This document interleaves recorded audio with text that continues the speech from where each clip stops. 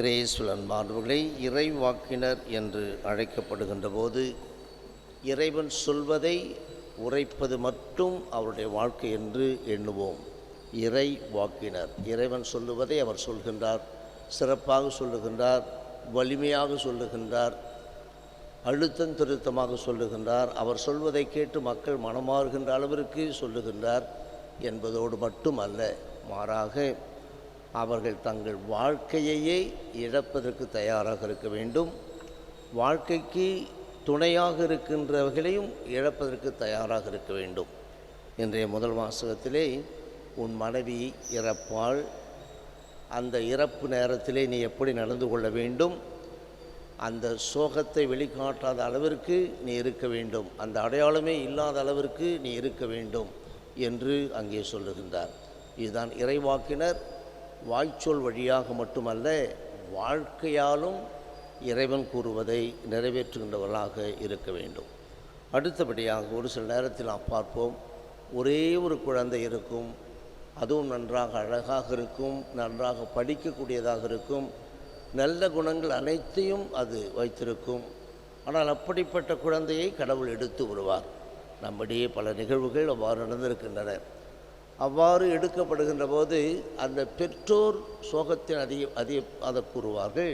மற்றவர்கள் சொல்லுவார்கள், கடவுள் ஏன் இப்படி செய்கிறாரு என்று அங்கே நாம் சொல்லி கடவுள் மீது பழியை போடுவோம். இன்றைய முதல் வாசகத்தில் அந்த எசேக்கியேல் வழியாக சொல்லுகின்றார், மானிடா, உன் கண்களுக்கு இன்பம் தருவதை நான் உன்னிடமிருந்து எடுத்து விடுவேன். உன் கண்களுக்கு இன்பம் தருவதை.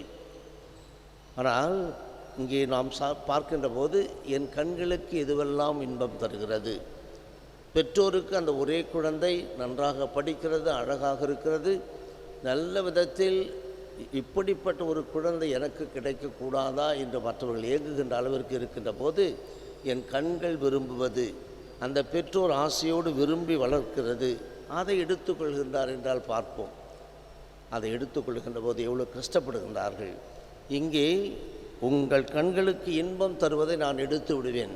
இங்கே அவர் சொல்ல விழைவது ஆலயம். நான் குடிகொண்டு வாழுகின்ற அந்த இல்லிடத்தையே நான் அழித்து விடுவேன். எதிரி வந்து உங்கள் பாவத்தின் பொருட்டு என் ஆலயத்தை தரமட்டமாக்கி விடுவார்கள். உங்கள் கண்களுக்கு இன்பம் தருவதை அவர்கள் எடுத்து விடுவார்கள் என்று சொல்லுகின்றார். நாம் கடவுளுக்கு எதிராக நடக்கின்ற போது இப்படி நடந்து விடுகிறது. நற்செய்தி வாசகத்தில் நாம் பார்க்கின்றோம், நிலை வாழ்வை பெறுவதற்கு நான் என்ன செய்ய வேண்டும் என்று ஒரு இளைஞன் கேட்கின்ற போது, கட்டளைகளை கடைபிடி, எல்லாவற்றையும் கடைபிடிக்கின்றேன். அந்த நேரத்தில் அவர் என்ன செய்கின்றார்?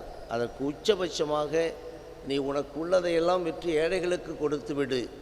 கொடுக்கும் ஒரு செயல். நான் என் கண்கள் கண்ட இன்பம், எனக்கு இன்பம் கொடுப்பது என்னுடைய செல்வங்களால் தான் நான் செழுமையாக வாழ்ந்து கொண்டிருக்கின்றேன். அதை உன்னிடமிருந்து இழந்துவிட வேண்டும், நீ இழந்துவிட வேண்டும் என்று சொல்லுகின்ற போதுதான் அவன் முகம்பாடி வருத்தத்தோடு சென்று விடுகின்றான்.